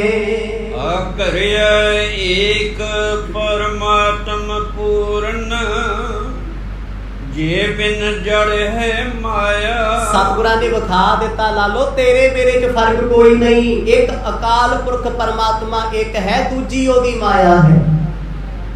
ਮਾਇਆ ਜੜ ਰੂਪ ਹੈ, ਚੇਤਨ ਨਹੀਂ ਹੈ। ਜੜ ਮਾਇਆ ਦੇ ਵਿੱਚ ਰੱਬ ਦੀ ਅੰਸ਼ ਜਿਹੜਾ ਸਾਡਾ ਮਨ ਹੈ ਉਹ ਫਸਿਆ ਫਿਰਦਾ, ਜਦ ਕਿ ਮਨ ਦੇ ਕਾਬੂ ਵਿੱਚ ਮਾਇਆ ਹੁੰਦੀ, ਰੱਬ ਦੇ ਹੁਕਮ 'ਚ ਮਾਇਆ ਹੈ। ਅਸੀਂ ਕਹਿੰਦੇ ਅਸੀਂ ਰੱਬ ਦਾ ਰੂਪ ਆ, ਰੱਬ ਦੀ ਅੰਸ਼ ਆ, ਪਰ ਸਾਨੂੰ ਤੇ ਮਾਇਆ ਦਵੱਲੀ ਫਿਰਦੀ ਆ। ਆਖੋ ਸਤਿਨਾਮ। ਸਾਨੂੰ ਤੇ ਮਾੜੇ ਕਰਮ, ਲੈ ਮਾੜੀ ਦੀ ਚਿੰਤਾ ਲੱਗ ਜੇ ਸਾਰੀ ਰਾਤ ਸੌਂ ਸਕਦੇ ਹਾਂ। ਤੇ ਕਦੇ ਇਤਿਹਾਸ ਪੜ੍ਹੋ ਆਪਣੀ ਕੌਮ ਦਾ, ਸਿੱਖਾਂ ਦਾ, ਖਾਲਸੇ ਦਾ, ਪਤਾ ਹੈ ਸਵੇਰ ਹੁੰਦਿਆਂ ਨੀਹਾਂ ਵਿੱਚ ਚੜਿਆ ਜਾਣਾ, ਛੇੜਨ ਕੋਈ ਨਹੀਂ, ਚਿੰਤਾ ਕੋਈ ਨਹੀਂ ਸਹਿ ਜਾਂਦੀ। ਗੁਰੂ ਕਲਗੀਧਰ ਜੀ ਦੇ ਸੁਪੁੱਤਰ ਬਾਬਾ ਅਜੀਤ ਸਿੰਘ, ਪਤਾ ਹੈ ਸਵੇਰ ਹੁੰਦਿਆਂ ਯੁੱਧ ਦੇ ਮੈਦਾਨ ਵਿੱਚ ਪਿੱਤਲ ਛਾਤੀ 'ਚ ਭਰ ਜਾਣਾ, ਛਾਨਣੀ ਛਾਨਣੀ ਹੋ ਜਾਣਾ, ਚਿੰਤਾ ਹੀ ਕੋਈ ਨਹੀਂ, ਸੁੱਖ ਦੀ ਨੀਂਦ ਸੁੱਤੇ ਆ। ਇਹ ਉਹ ਅਵਸਥਾ ਹੈ। ਸਾਡੇ ਨਾਲ ਤੇ ਕੋਈ ਚੰਗਾ ਹੋਵੇ ਮਾੜਾ ਹੋਵੇ, ਹੋਵੇ ਨਾ ਹੋਵੇ, ਚਿੰਤਾ ਦੇ ਛਾਏ 'ਚ ਡੁੱਬੇ ਰਹਿੰਦੇ। ਉਹ ਚਿੰਤਾ ਕੀ ਆ? ਮਾਇਆ। ਮਾਇਆ ਕੱਲਾ ਨਾਮ ਨੋਟਾਂ ਦਾ ਨਹੀਂ, ਗਰਭ ਜੂਨ ਤੋਂ ਲੈ ਕੇ ਸਾਰਾ ਕੁਝ ਮਾਇਆ ਹੈ। ਜਿਸ ਚੀਜ਼ ਵਿੱਚ ਰੱਬ ਯਾਦ ਨਹੀਂ, ਰੱਬ ਦਾ ਭੈ ਨਹੀਂ, ਰੱਬ ਦਾ ਪ੍ਰੇਮ ਨਹੀਂ, ਉਹ ਹਰ ਵਸਤੂ ਮਾਇਆ। ਭਾਵੇਂ ਉਹ ਪਰਿਵਾਰ ਹੈ, ਉਹ ਸੰਸਾਰ ਹੈ, ਉਹ ਪਦਾਰਥ ਹੈ। ਗੁਰੂ ਨਾਨਕ ਸਾਹਿਬ ਮਹਾਰਾਜ ਨੇ ਮਾਇਆ ਤੋਂ ਉੱਚਾ ਕਰ ਦਿੱਤਾ ਭਾਈ ਲਾਲੋ, ਇੰਨਾ ਬੇਪਰਵਾਹ ਬਣਾਤਾ, ਦੱਸ ਦਿੱਤਾ ਭਾਈ ਤੂੰ ਚੇਤਨ ਹੈ, ਤੂੰ ਸਾਖੀ ਹੈ, ਤੂੰ ਪ੍ਰਤੱਖ ਹੈ। ਇਹ ਮਾਇਆ ਤੇਰਾ ਰੂਪ ਨਹੀਂ, ਆ ਸਰੀਰ ਵੀ ਸਾਡਾ ਮਾਇਆ ਏ, ਇਹ ਮਿੱਟੀ ਹੈ, ਇਹ ਮਾਇਆ ਹੈ। ਜਦ ਤੱਕ ਇਹ ਸਵਾਸ ਚੱਲਦੇ ਆ, ਇਹਨੂੰ ਜਿਮਨਾਸਟਿਕ ਵਾਂਗੂ ਜਿਵੇਂ ਮਰਜ਼ੀ ਮੋੜ, ਤੇ ਜਿੱਦਣ ਸਵਾਸ ਨਿਕਲ ਗਈ ਨਾ, ਬਾਹਾਂ ਵੀ ਆਕੜ ਜਾਂਦੀਆਂ, ਆਕੜ ਜਾਂਦਾ ਸਰੀਰ। ਆਕੜ ਮੁਰਦੇ ਦੀ ਨਿਸ਼ਾਨੀ ਹੈ, ਜਦੋਂ ਅੰਦਰੋਂ ਰੂਹ ਨਿਕਲ ਜਾਏ। ਮਰਦ ਕਹਿੰਦੇ ਰੱਬ ਦੇ ਪਿਆਰੇ ਏਦਾਂ ਹੀ ਨਿਭਦੇ ਨੇ, ਨਿਵੇ ਸੋ ਗੌਰਾ ਹੋਏ। ਜਿਉਂ ਜਿਉਂ ਨੀਵੀਂ ਜਾਂਦੇ ਆ, ਤਿਉਂ ਤਿਉਂ ਵੱਡੇ ਹੋ ਰਹੇ ਆ, ਕਿਉਂਕਿ ਜਿਸ ਰੁੱਖ ਨੂੰ ਫਲ ਲੱਗਦਾ ਨਾ, ਉਹ ਫਲ ਝੁਕ ਜਾਂਦਾ ਏ। ਸ੍ਰੀ ਗੁਰ ਕੀ ਬਚ ਸੁਣਿਆ ਸਲਾਲੋ, ਸਭ ਅਗਿਆਨ ਗਵਾਇਆ। ਗੁਰੂ ਨਾਨਕ ਸਾਹਿਬ ਜੀ ਦੇ ਬਚਨ ਸੁਣ ਸੁਣ ਭਾਈ ਲਾਲੋ ਨੇ ਅਗਿਆਨ ਖਤਮ ਕਰ ਲਿਆ ਅੰਦਰ ਦਾ, ਵੀ ਜਦੋਂ ਫਲ ਝੁਕਦਾ ਹੈ, ਝੁਕੇ ਹੋਏ ਫਲ ਨਾਲ ਰੁੱਖ ਨੂੰ ਝੁਕਣਾ ਪੈਂਦਾ। ਹਮੇਸ਼ਾ ਰੁੱਖ ਝੁਕਦਾ ਹੀ ਤਾਂ ਜੇ ਫਲ ਦਾ ਭਾਰ ਹੁੰਦਾ, ਫਲ ਝੁਕਾ ਦਿੰਦਾ। ਸਤਿਗੁਰ ਕਹਿੰਦੇ ਜਿਉਂ ਜਿਉਂ ਨਾਮ ਜਪੇਗਾ ਭਾਈ ਲਾਲੋ, ਤਿਉਂ ਤਿਉਂ ਨੀਵਾਂ ਹੁੰਦਾ ਜਾਏਗਾ। ਨਿਮਰਤਾ ਕਰਕੇ, ਜਾਤੀ ਤੌਰ ਤੇ ਨੀਵਾਂ ਨਹੀਂ ਹੈ, ਨਿਮਰਤਾ ਕਰਕੇ ਨੀਵਾਂ। ਭਾਈ ਲਾਲੋ ਨੇ ਸਤਿਗੁਰਾਂ ਦਾ ਜੀਵਨ ਮੰਨਿਆ, ਜੋ ਗੁਰੂ ਸਾਹਿਬ ਨੇ ਆਦੇਸ਼ ਦਿੱਤਾ, ਉਹ ਆਪਣੇ ਜੀਵਨ ਵਿੱਚ ਕਮਾਉਂਦੇ ਹਨ। ਬੀਤੇ ਹੁਦੇ ਬਾਸ਼ਨ ਮਨ ਮਹਿ, ਭਇਓ ਤਤ ਕੋ ਬੀਤਾ। ਅੰਦਰੋਂ ਵਾਸ਼ਨਾ ਖਤਮ ਹੋਈ, ਤਤ ਦੇ ਬੇਤੇ ਬਣ ਗਏ। ਤਤ ਬੇਤਾ ਕੀ ਹੈ? ਗਿਆਨ ਸਿਧਾਂਤ ਪਰਮਾਤਮਾ ਨੂੰ ਜਾਣਨਾ। ਗੱਲਾਂ ਗੱਲਾਂ ਨਾਲ ਤੇ ਧਰਮ ਨੂੰ ਹਰ ਬੰਦਾ ਜਾਣਦਾ ਜੀ। ਲੋਕ ਸਾਡੇ ਤੋਂ ਤੁਹਾਡੇ ਤੋਂ ਵੱਧ ਪੜ੍ਹੇ ਹੋਏ ਧਰਮ, ਕੋਈ PhD ਵੀ ਕਰੀ ਫਿਰਦਾ ਸਿੱਖ ਧਰਮ, ਉਹਦੇ ਨਾਲ ਕੀ ਹੋ ਜਾਣਾ? ਕੁਛ ਨਹੀਂ। ਜਜ਼ਬਾਤੀ ਤੌਰ ਤੇ ਬਾਹਰੋਂ ਧਰਮ ਨੂੰ ਜਾਣਨਾ ਇੱਕ ਇਖਲਾਕੀ ਜੀਵਨ ਹੈ, ਪਰ ਜੀਵਨ ਵਿੱਚ ਉਸ ਚੀਜ਼ ਨੂੰ ਧਾਰਨ ਕਰ ਲੈਣਾ। ਕੋਈ ਬੰਦਾ ਤੁਹਾਨੂੰ ਕੌੜੀਆਂ ਗਾਲਾਂ ਕੱਢ ਜੇ ਤੇ ਤੁਸੀਂ ਕੌੜਾ ਸ਼ਬਦ ਨਾ ਬੋਲੋ, ਇਹ ਤੁਹਾਡੇ ਧਰਮ ਦੀ ਨਿਸ਼ਾਨੀ ਹੈ। ਕੋਈ ਇਨਸਾਨ ਤੁਹਾਨੂੰ ਜ਼ਲੀਲ ਕਰਦਾ, ਬੇਇੱਜ਼ਤ ਕਰਦਾ ਹੈ, ਪਰਤ ਕੇ ਮੋੜਵਾ ਜਵਾਬ ਨਹੀਂ ਦਿੱਤਾ, ਇਹ ਤੁਹਾਡੇ ਅੰਦਰ ਦੀ ਨਿਮਰਤਾ ਹੈ, ਤੁਹਾਡੀ ਨਿਰਵਾਣਤਾ ਹੈ, ਆਪਣੇ 'ਚ ਨਹੀਂ ਹੈ।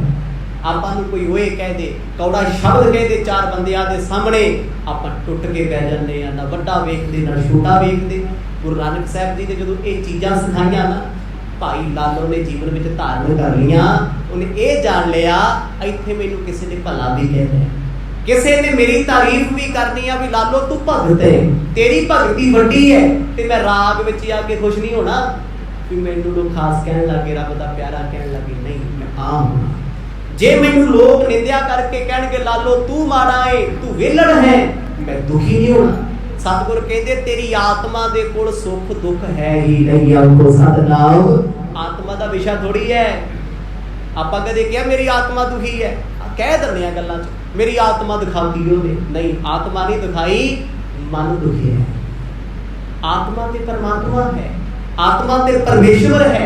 जो कोई बंदा मर जाता है, प्राणी चढ़ाई कर जाता है, लोग की कहते आ, कहते जी आत्मा भटकदी फिरदी, कहते हैं ना, एक आम अखाना भी आत्मा भटकदी है। कोई आत्मा ते परमात्मा है, परमात्मा भटक सकता है, आत्मा नहीं भटकती। कौन भटकदा फिर? सूक्ष्म शरीर, जिहदे ते कर्मां दीयां मोहरां लगियां, जिहने जमा दे कोल पेश होना ना, वो अंदर दी रूह भटकदी फिरदी है। आत्मा होर चीज है। साउल जिहनूं आत्मा नूं कहते हैं, कीमती रूह। गुरु नानक साहब महाराज कहते, लालो जी तू वो आत्मा, तू वो परमात्मा है। उन्होंने तो दुख ही कोई नहीं, उन्होंने तो द्वेष ही कोई नहीं। आत्मा कभी नहीं कहती मैं गरीब हाँ, आत्मा कभी नहीं कहती मैं अमीर होना है। वो तो एक समान है, पूरे ब्रह्मांड में रची हुई है। अमीरी गरीबी की गल कौन करता है? मन करता है। मन कहता हाय हाय वो एडा वड्डा बंदा, मैं ਉਹਦੇ वर्गा क्यों नहीं होया? मन क्यों कहता है? क्योंकि ये माया के तिन्ने भेदां विच फसिया हुआ है। रजगुण, तमगुण, सतगुण कही है, ये तेरी सब माया। ये तिन्ने माया का रूप ने, रजोगुण, तमोगुण, सतोगुण, तिन्ना ची हर बंदा हर प्राणी जिउंदा है। मर्द कहते लालो जी तुसीं इन्हां चीज़ां च नहीं रहना, उपर ही उठना है। उपर की है? जो मैं परमात्मा हाँ, मैं आत्मा हाँ, मेरे शरीर नूं कोई कट्टे, कोई वड्डे, कोई साड़े, कोई चंगा कहे, कोई बुरा कहे, की फर्क है? क्योंकि मैं शरीर है ही नहीं। आखो सतनाम। आ सिखाता महाराज ने, ये उपदेश दिता भाई लालो नूं। जो सतगुरां तो उपदेश लिया, जीवन विच धारण कर लिया। हुण अवस्था होर अगे नालों ऊंची हो गई। अस बिद दिवस बताए कछते, श्री बेदी कुल कीता। भाई बाला जी आखन लगे सतगुरु जी, गुरु नानक साहब महाराज ने कुछ दिन इदां ही बतीत कीते, रोज संगत, रोज सतसंग, रोज सतसंग। सतसंग ते ब्रह्म ज्ञानी नूं भी करनी पैंदी है। मत कोई भुलेखा रखे भी मैं साधु बन गया, ब्रह्म ज्ञानी बन गया, मैनूं नाम जपण दी लोड़ नहीं। नितनेम ओनूं भी करना पैना, बंदगी ओनूं भी करनी पैनी है, जिड्डी मर्जी अवस्था ते होवे, रूटीन च ओनूं चलना पैना है। धन धन बाबा बुढ़ा जी जिन्हां ने 6 सतगुरां दे दर्शन दीदार कीते, उन्हां तों वड्डा ब्रह्म ज्ञानी कौन है? कि वो ब्रह्म ज्ञानी बन के सब कुछ छड्ड गए? नहीं, सिखां दी सेवा विंदा करदे सी, संगत करदे सी, सत संग विच बहिंदे सी। क्योंकि चलदा पानी हमेशा साफ सुथरा, पीण जोग ते पवित्र हुंदा है। पानी किते भी खड़ जे, किड्डा भी डैम ते किड्डी भी झील होवे, एक दिन बदबू मारदा है। तुसीं 4 दिन पाठ करके आखो भी मैं बड़ा महान हाँ, वो हौमे की बदबू आउण लग पैंदी है। सतसंग विच जाके जे कोई तुहाडी तारीफ भी करदा ना, उस पासे जाओ ना, ये बंदे ने मैनूं कहना तुसीं धन हो जी, बड़े भागां वाले हो, तुसीं ते गुरु घर बनाउने हो। बचो इन्हां लोकां तो, ये माया दीयां जोगां ने, ये माया खिंचदी है। मेरे वर्गा 1-2 दिन कथा सुनदा है, तीजा क बंदा हत्थ जोड़ के खड़ जांदा है, भाई साहब बड़ी वड्डी किरपा तुहाडे ते, तुसीं ते रूटीन च सुणदे हो, तुसीं ते रोज पाठ करदे हो। ते वो आफर जांदा भी लै मैं ते खास बंदा, मेरे ते मर्द दी किरपा बड़ी है। जिद्दण ये ख्याल आ गया सब कुछ बिरथा हो गया, सब कुछ खत्म हो गया। क्योंकि हौमे ने अपना पूजा माया ने फेर दिता है। मर्द कहते रजगुण, तमगुण, सतगुण, इन्हां तिन्नां तो उपर ही उठना, ਉੱਚੇ होना। इन्हां तो कोई सिफत करे, प्रेम नहीं जागना, खुशी नहीं जागनी। इत्थे कोई मेरी तारीफ कर दे, एक सुभाविक गल है, मेरा दिल करदा मैनूं की दे दे, इहनूं मैं कित्थे ले जा। एक बंदा गालां कड्ढे, मैं सुणदा मेरे ते गोली ना मार दे। ये बंदा आउंदा क्यों आ मेरे सामने ते मैनूं माड़ा बोलदा है? ये साडी विरती है ना। रब दे प्यारिਆਂ सामने कसाई खड़ जे, वो भी हो जाई है। उन्हां सामने कोई तारीफ करने वाला खड़ जे, वो भी हो जाई है। फर्क नहीं है, डिफरेंस नहीं है। क्यों? क्योंकि आत्मा दे तल ते जिउंदे ने, हुण वो मानसिक तल तो ऊंचे हो गए। आखो सतनाम। असीं सारे मन दे तल ते जिउंदे आ। साडा हाल पानी वाला है, जे गर्मी होगी तो उबल जाना, ठंड होगी तो जम जाना। ते रब दे प्यारे पानी वर्गे नहीं, तू रब वर्गे। ते रब कदे तत्ता ठंडा नहीं हुंदा, वधदा घटदा नहीं, वो चंगा पारा नहीं बनता, वो सदा बेअंत है, सदा आनंद च है। भाई लालो सतगुरां दे प्यार च भिजदे भिजदे अज लालो जी ही नानक हो गए, एक मिक हो गए, एको स्वरूप हो गया। दोहर सुन श्रोता चित लाई के, सिखी प्राप्त होए। सिखी की पदवी अधिक, ਮਹਿਮਾ ਜਾਣੇ ਕੋਏ। ਮਹਾਕਵੀ ਭਾਈ ਸੰਤੋਖ ਸਿੰਘ ਲਿਖਦੇ, ਕਹਿੰਦੇ ਐ ਸਰੋਤਾ ਜਨੋ, ਐ ਸੰਗਤ ਜੀ, ਇਹ ਸਿੱਖੀ ਕਮਾਈ ਭਾਈ ਲਾਲੋ ਨੇ। ਗੁਰੂ ਨਾਲੋਂ ਵੱਡੀ ਪਦਵੀ ਹੈ ਸਿੱਖ ਦੀ, ਆਖੋ ਸਤਿਨਾਮ। ਸਿੱਖ ਤੇ ਸਿੱਖੀ ਦੋਨੇ ਵੱਡੀਆਂ ਨੇ। ਤੁਸੀਂ ਕਹੋਗੇ ਗੁਰੂ ਨਾਲੋਂ? ਹਾਂ, ਜਿੱਦਣ ਸਿੱਖ ਪੂਰਾ ਹੋਇਆ ਨਾ, ਗੁਰੂ ਨੇ ਕਹਿ ਦਿੱਤਾ ਖਾਲਸਾ ਮੇਰੋ ਰੂਪ ਹੈ। ਹਰ ਹਰ ਜਨ ਦੁਈ ਏਕ ਹੈ, ਬਿਬ ਵਿਚਾਰ ਕਛ ਨਾਲੇ, ਜਲ ਤੇ ਉਪਜ ਤਰੰਗ ਜਿਉ ਜਲ ਹੀ ਵਿਖੈ ਸਮਾਹੇ। ਕਹਿੰਦੇ ਸਿੱਖ ਤੇ ਸਿੱਖੀ ਵੱਡੀ ਹੈ। ਜੇ ਕੋਈ ਮੇਰੇ ਵਰਗੇ ਨੂੰ ਵੇਖ ਲੇ ਵੀ ਭਾਈ ਸਾਹਿਬ ਸਿੱਖ ਨੇ ਤੇ ਸਿੱਖੀ ਇਹਨਾਂ ਕੋਲੇ ਹੈ, ਭਾਈ ਫਿਰ ਤੇ ਧਰਮ ਤੋਂ ਵੀ ਡਰ ਲੱਗਦਾ, ਆਖੋ ਸਤਿਨਾਮ। ਜੇ ਸਾਡੇ ਵਰਗੇ ਲੋਕ ਅਸੀਂ ਪੂਰਨ ਸਿੱਖ ਬਣ ਗਏ ਨਾ, ਕਹਾਉਣ ਲੱਗੇ ਅੱਜ ਕੱਲ ਘੱਟ ਹੈ ਨਹੀਂ ਕੋਈ। ਮੈਂ ਕਹਿੰਦਾ ਮੇਰੇ ਵਰਗੇ ਪ੍ਰਚਾਰਕਾਂ ਨੂੰ ਵੇਖੋ, ਕੋਈ ਪਿੱਛੇ ਖਾਲਸਾ ਜੀ ਲਿਖਾਈ ਕਰਦਾ, ਕੋਈ 108 ਲਿਖਾਈ ਕਰਦਾ, ਕੋਈ ਇਸ਼ਤਿਹਾਰੀ ਬ੍ਰਹਮ ਗਿਆਨੀ ਹੈ, ਤੇ ਸਿੱਖੀ ਕਿਹੜੇ ਪਾਸੇ ਹੈ? ਸਿੱਖੀ ਆਏਗੀ ਉਦੋਂ। ਭਾਈ ਲਾਲੋ ਨੇ ਸਿੱਖੀ ਕਮਾਈ, ਉਹਨੇ ਕੋਈ ਆਪਣਾ ਪ੍ਰਚਾਰ ਕੀਤਾ ਵੀ ਮੈਂ ਲਾਲੋ, ਮੈਂ ਖਾਸ, ਮੈਂ ਫਲਾਣਾ, ਮੇਰੇ ਘਰ ਬਾਬਾ ਨਾਨਕ ਜੀ ਆਏ। ਕਵੀ ਜੀ ਕਹਿੰਦੇ ਭਾਈ ਸਿੱਖ ਤੇ ਸਿੱਖੀ ਬੜੀ ਦੂਰ ਦੀ ਗੱਲ ਹੈ। ਕਮਾਉਣ ਵਾਲੇ ਬਿਰਲੇ ਨੇ, ਜਿਨ੍ਹਾਂ ਨੇ ਕਮਾਈ ਉਹਨਾਂ ਬੰਦ ਵੀ ਕਢਾ ਲਿਆ, ਆਖੋ ਸਤਿਨਾਮ। ਇਹ ਸਿੱਖੀ ਦੀ ਨਿਸ਼ਾਨੀ ਹੈ, ਇਹ ਸਿੱਖੀ ਦਾ ਪ੍ਰੇਮ ਹੈ। ਸਿੱਖ ਵੱਡਾ ਏ, ਸਿੱਖੀ ਵੱਡੀ ਹੈ। ਇਸੇ ਕਰਕੇ ਗੁਰੂ ਨੇ ਸਿੱਖ ਨੂੰ ਨਮਸਕਾਰ ਕੀਤੀ ਹੈ, ਸਿੱਖ ਨੂੰ ਆਪਣਾ ਰੂਪ ਬਣਾਇਆ ਹੈ। ਗੁਰੂ ਦਾ ਰੂਪ ਕੌਣ ਹੋ ਸਕਦਾ? ਜਿਹੜਾ ਗੁਰੂ ਵਰਗਾ ਹੋਵੇ। ਭੇਦ ਨਾ ਜਾਣੋ ਮੂਲ ਸਾਈਂ ਜੀ, ਕਹਿੰਦੇ ਉਹ ਜਿਨ੍ਹਾਂ ਨਾ ਵਿਸਰਿਆ ਨਾਮ ਸੇਖ ਲੇਹਿਆ। ਬਾਣੀ ਨੇ ਸਵਾਲ ਕੀਤਾ, ਕਹਿੰਦੇ ਜਿਨ੍ਹਾਂ ਨਾਮ ਨਹੀਂ ਵਿਸਰਿਆ ਉਹ ਕਿਹਨਾਂ ਵਰਗੇ ਨੇ, ਕਿਹਦੇ ਵਰਗੇ ਹੋ ਸਕਦੇ ਆ? ਜਵਾਬ ਚ ਸਤਿਗੁਰ ਕਹਿੰਦੇ ਭਾਈ ਰੱਤੀ ਮਾਤਰ ਭੇਦ ਨਾ ਜਾਣੋ, ਭੇਦ ਨਾ ਜਾਣੋ ਮੂਲ ਸਾਈਂ ਜੀਆ।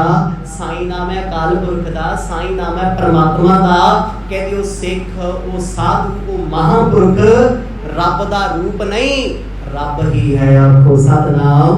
ਉਹ ਚ ਫਰਕ ਨਹੀਂ ਹੈ, ਇੱਕ ਸਮਾਨ ਹਨ, ਇੱਕ ਜੋਤ ਹਨ। ਕਵੀ ਕਹਿੰਦੇ ਐਸੇ ਸਿੱਖਾਂ ਦੀ ਸਿੱਖੀ ਦੀਆਂ ਦਾਸਤਾਨਾਂ ਸੁਣ ਕੇ ਅੰਦਰ ਪ੍ਰੇਮ ਉਪਜਦਾ ਏ। ਚੌਪਈ ਸਤਿਗੁਰ ਸਿੱਖ ਕੋ ਜਮ ਨਹਿ ਫੰਦੋ, ਜਿਉ ਬਾਸਰ ਮਹਿ ਜੋਨ ਨ ਚੰਦੋ। ਸਤਿਗੁਰ ਆਪਣੇ ਸਿੱਖ ਨੂੰ ਕਹਿੰਦੇ ਜਮਾਂ ਤੋਂ ਬਚਾਉਂਦੇ ਨੇ। ਜਿਵੇਂ ਦਿਨ ਦੇ ਵਿੱਚ ਚੜਿਆ ਸੂਰਜ ਸਭ ਨੂੰ ਦਿਸਦਾ ਨਾ, ਸਿੱਖ ਗੁਰੂ ਦਾ ਏਦਾਂ ਦਿਸਦਾ ਏ। ਸਤਿਗੁਰ ਸਿੱਖ ਕੋ ਨਾਮ ਧਨ ਦੇ, ਗੁਰ ਕਾ ਸਿੱਖ ਬੜ ਭਾਗੀ। ਮਰਦ ਕਹਿੰਦੇ ਗੁਰੂ ਦਾ ਸਿੱਖ ਤੇ ਵੱਡਿਆਂ ਭਾਗਾਂ ਵਾਲਾ, ਪਰ ਵੱਡਿਆਂ ਭਾਗਾਂ ਵਾਲਾ ਉਦੋਂ ਹੈ ਜਿੱਦਣ ਸਤਿਗੁਰ ਜੀ ਸਿੱਖ ਨੂੰ ਨਾਮ ਦਾ ਧਨ ਦੇ ਦਿੰਦੇ ਨੇ। ਤੇ ਮੇਰੇ ਵਰਗਾ ਕਹਿੰਦਾ ਬਾਬਾ ਜੀ 2 ਕਰੋੜ ਦਾ ਸੌਦਾ ਲਿਆ ਕਰੋ, ਸੱਚੇ ਪਾਤਸ਼ਾਹ ਆ ਮੈਂ ਲਾਟਰੀ ਪਾਈ ਹੈ, ਜੇ ਨਿਕਲ ਜੇ ਨਾ ਤੋਕ ਤੈਨੂੰ ਦੇ ਦੂ, ਬਾਕੀ ਮੇਰਾ। ਅਸੀਂ ਤੇ ਆਹ ਧਨ ਚ ਡੁੱਬੇ ਫਿਰਦੇ ਆ। ਮਰਦ ਕਹਿੰਦੇ ਭਾਈ ਜਿਨ੍ਹਾਂ ਕੋਲ ਨਾਮ ਧਨ ਦਾ ਖਜ਼ਾਨਾ ਆਇਆ ਉਹ ਵੱਡਿਆਂ ਭਾਗਾਂ ਵਾਲੇ ਸਿੱਖ ਨੇ। ਗੁਰੂ ਨਾਨਕ ਸਾਹਿਬ ਮਹਾਰਾਜ ਦਾ ਉਪਦੇਸ਼ ਸੂਰਜ ਦੀ ਰੋਸ਼ਨੀ ਵਰਗਾ, ਸੂਰਜ ਵਰਗਾ ਭਾਈ ਲਾਲੋ ਜੀ ਨੇ ਧਾਰਨ ਕੀਤਾ ਏ। ਚਰਨ ਕਮਲ ਅਤ ਭਾਨ ਪ੍ਰਕਾਸ਼ੋ, ਕਿਉਂ ਦੀਸੈ ਸ਼ਾਸਤ ਮਨੈ ਪਾਸੋ। ਹੁਣ ਜਦੋਂ ਸਤਿਗੁਰਾਂ ਦੇ ਚਰਨਾਂ ਦਾ ਪ੍ਰੇਮ ਅੰਦਰ ਜਾਗਿਆ ਨਾ, ਗੁਰੂ ਨਾਨਕ ਸਾਹਿਬ ਜੀ ਦੇ ਚਰਨ ਸੂਰਜ ਸਮਾਨ ਨੇ। ਸਤਿਗੁਰਾਂ ਦੇ ਚਰਨਾਂ ਦੀ ਰੌਸ਼ਨੀ ਭਾਈ ਲਾਲੋ ਦੇ ਜੀਵਨ ਵਿੱਚ ਆਈ। ਕਹਿੰਦੇ ਆ ਚੜਿਆ ਰਾਤ ਦਾ ਚੰਦ ਤੇ ਚੰਦ ਦੇ ਨਾਲ ਹਨੇਰਾ, ਇਹ ਦੂਰ ਦੂਰ ਦਿਸਦੇ ਨਹੀਂ। ਹਨੇਰਾ ਕਿਹੜਾ? ਵਿਸ਼ੇ ਵਿਕਾਰਾਂ ਦਾ, ਔਗਣਾਂ ਦਾ, ਬੁਰੇ ਖਿਆਲਾਂ ਦਾ। ਉੱਤੇ ਸਭ ਕੁਝ ਹੀ ਮਰਦ ਨੇ ਖਤਮ ਕਰਤਾ। ਜਦੋਂ ਸੂਰਜ ਚੜ ਜੇ ਪਰਛਾਵੇਂ ਖਤਮ ਹੋਣੇ ਸ਼ੁਰੂ ਹੁੰਦੇ, ਸਿਖਰ ਹੋਵੇ ਸੂਰਜ। ਦੁਪਹਿਰ ਵੇਲੇ ਜਦੋਂ ਸ਼ਾਮ ਨੂੰ ਹੋਵੇ ਉਹ ਢਲਦਾ ਜਾਵੇ ਨਾ, ਪਰਛਾਵੇਂ ਫੇਰ ਬਣਦੇ ਆ। ਸਵੇਰ ਦਾ ਵੇਲਾ ਹੋਵੇ ਪਰਛਾਵੇਂ ਫੇਰ ਹੁੰਦੇ ਆ। ਚੰਦ ਦੀ ਚਾਨਣੀ ਹੋਵੇ ਪਰਛਾਵਾਂ ਸ਼ੈਡੋ ਫੇਰ ਹੈ। ਪਰ ਜਦੋਂ ਸਿਖਰ ਤੇ ਹੋਵੇ ਤੇ ਪਰਛਾਵਾਂ ਨਜ਼ਰ ਨਹੀਂ ਆਉਂਦਾ। ਗੁਰੂ ਨਾਨਕ ਸਾਹਿਬ ਦਾ ਉਪਦੇਸ਼ ਭਾਈ ਲਾਲੋ ਦੇ ਜੀਵਨ ਵਿੱਚ ਐਸਾ ਆਇਆ, ਹਉਮੈ ਦਾ ਆਪਣੇ ਹਮਜ਼ਾਤ ਆਪਣਾ ਪਰਛਾਵਾਂ ਹੀ ਮੁੱਕ ਗਿਆ, ਆਖੋ ਸਤਿਨਾਮ। ਅਤੇ ਤੇ ਸਾਡਾ ਪਰਛਾਵਾਂ ਜਾਤਾਂ ਪਾਤਾਂ ਦਾ ਕੋੜ ਸਾਡੇ 'ਚ ਹੈ, ਹਉਮੈ ਦਾ ਕੋੜ ਸਾਡੇ 'ਚ ਹੈ, ਉਮਰਾਂ ਜਵਾਨੀਆਂ ਦਾ ਕੋੜ ਸਾਡੇ 'ਚ ਹੈ, ਆਪਣੀ ਸਿਆਣਪ ਆਪਣੀ ਵਿਦਿਆ ਦਾ ਹੰਕਾਰ ਸਾਡੇ 'ਚ ਹੈ, ਧਰਮ ਨਾਲ ਜੁੜੇ ਆ ਇਹਦਾ ਹੰਕਾਰ ਸਾਡੇ 'ਚ ਹੈ। ਤੇ ਅਸੀਂ ਬਚੇ ਕਿੱਥੋਂ? ਕਾਮ ਕ੍ਰੋਧ ਲੋਭ ਹੰਕਾਰ ਸਾਡੇ 'ਚ ਕੁੱਟ ਭਰੇ ਹੈ। ਹਾਂ, ਜਿੱਦਣ ਗੁਰੂ ਦੀ ਨਜ਼ਰ ਹੋ ਜੇ ਤੇ ਇਹ ਚੀਜ਼ਾਂ ਨਿਕਲ ਜਾਂਦੀਆਂ। ਸਤਿਗੁਰੂ ਦੀ ਕਿਰਪਾ ਦੇ ਨਾਲ, ਕਿਰਪਾ ਗੁਰੂ ਨੇ ਕਰਨੀ, ਕਦੇ ਵੀ ਕਰ ਸਕਦੇ ਆ, ਕਿਸੇ ਤੇ ਵੀ ਕਰ ਸਕਦੇ ਆ। ਜਦੋਂ ਭਾਈ ਲਾਲੋ ਨੇ ਗੁਰੂ ਸਾਹਿਬ ਦਾ ਉਪਦੇਸ਼ ਜੀਵਨ 'ਚ ਧਾਰਨ ਕੀਤਾ, ਭਾਈ ਬਾਲਾ ਜੀ ਕਹਿੰਦੇ ਮਹਾਰਾਜ ਉਹ ਭਾਨ ਸੂਰਜ ਵਰਗੇ ਧਰਤੀ ਤੇ ਪ੍ਰਤੱਖ ਹੋ ਗਏ। ਸ਼ਰਦਾ ਆਤਪ ਦੀਪਤ ਜਹਿਵਾ ਭਰਮ ਤਿਮਰ ਕਿਉ ਹੋਵੇ ਤਹੀਵਾ। ਜਿੱਥੇ ਸ਼ਰਧਾ ਦਾ ਸੂਰਜ ਚੜ੍ਹਦੇ ਜੀ ਉੱਥੇ ਭਰਮ ਦਾ ਦੀਵਾ ਕੀ ਕਰੂਗਾ। ਸੂਰਜ ਚੜ੍ਹਿਆ ਦੀਵਾ ਦਿਸਦਾ ਹੈ, ਚੰਦ ਦਿਸਦਾ ਹੈ, ਸਭ ਖਤਮ ਹੋ ਜਾਂਦੇ ਆ। ਕਹਿੰਦੇ ਏਮਨਾਬਾਦ ਵਿੱਚ ਭਾਈ ਲਾਲੋ ਦੀ ਉਪਮਾ ਹੋਣੀ ਸ਼ੁਰੂ ਹੋ ਗਈ, ਮਹਿਮਾ ਹੋਣ ਲੱਗ ਪਈ। ਪਰ ਨਿੰਦਕਾਂ ਨੇ ਜ਼ੋਰ ਬੜਾ ਲਾਇਆ, ਜੇ ਉੱਲੂ ਸਾਰੀ ਰਾਤ ਸਾਰਾ ਦਿਨ ਬਹਿ ਕੇ ਆਖੇ ਸੂਰਜ ਨਾਮ ਦੀ ਚੀਜ਼ ਕੋਈ, ਸੂਰਜ ਦੇ ਕੁਛ ਵੀ ਨਹੀਂ, ਸਾਡਾ ਕੀ ਕਰੂਗਾ। ਅਸੀਂ ਉੱਲੂਆਂ ਦੀ ਯੂਨੀਅਨ ਬਣਾ ਲਈ, ਸਾਡਾ ਕੁਝ ਕਰ ਲੂਗਾ ਉਹ। ਪਰ ਨਹੀਂ, ਸੂਰਜ ਨੇ ਸਮੇਂ ਨਾ ਚੜ੍ਹ ਤੇ ਜਦ ਚੜ ਗਿਆ ਉੱਲੂ ਬੰਦ ਕਰੰਦ, ਉੱਲੂ ਅੰਧੇ ਹੋ ਜਾਂਦੇ ਨੇ। ਕਹਿੰਦੇ ਜਿਹੜੇ ਸਾਧ ਫਕੀਰ ਇੱਥੇ ਤੁਰੇ ਫਿਰਦੇ ਸੀ ਏਮਨਾਬਾਦ ਵਿੱਚ, ਭਾਈ ਲਾਲੋ ਦੀ ਉਪਮਾ ਜਦੋਂ ਛਾਉਣ ਲੱਗ ਪਈ, ਚੜ੍ਹਨ ਲੱਗ ਪਈ, ਉਹ ਹੁਣ ਲੱਭਦੇ ਫਿਰਦੇ ਕਿਤੇ ਲਾਲੋ ਜੀ ਦੇ ਦੀਦਾਰ ਹੋ ਜਾਣਾ। ਕੋ ਸਤਨਾਮ ਜੋ ਜੋ ਕੁਝ ਅੱਗੇ ਹੋਣਾ ਹੈ, ਕਿਉਂਕਿ ਕਵੀ ਜੀ ਨੇ ਬੜੇ ਵਾਰਤਕ ਪ੍ਰਸੰਗ ਆਰੰਭ ਕੀਤੇ ਆ। ਇਹਨਾਂ ਪ੍ਰਸੰਗਾਂ ਵਿੱਚ ਮਰਦ ਸੱਚੇ ਪਾਤਸ਼ਾਹ ਨੇ ਚੂਰ ਵਰਤਾਉਂਦੇ 12 ਤੋਂ 14 ਦਿਨ ਬਤੀਤ ਹੋ ਗਏ। ਭਾਈ ਮਰਦਾਨਾ ਜੀ ਰਾਏ ਭੋਏ ਦੀ ਤਲਵੰਡੀ ਆਏ ਹੋਏ ਆ। 1 ਮਹੀਨੇ ਦਾ ਸਮਾਂ ਮਰਦ ਨੇ ਇੱਥੇ ਬਤੀਤ ਕਰਨਾ। ਜੋ ਕੁਝ ਹੋਏਗਾ ਕੱਲ ਦੇ ਦੀਵਾਨਾਂ 'ਚ ਸਰਵਣ ਕਰਾਂਗੇ। ਵਾਹਿਗੁਰੂ ਵਾਹਿਗੁਰੂ ਵਾਹਿਗੁਰੂ ਵਾਹਿਗੁਰੂ।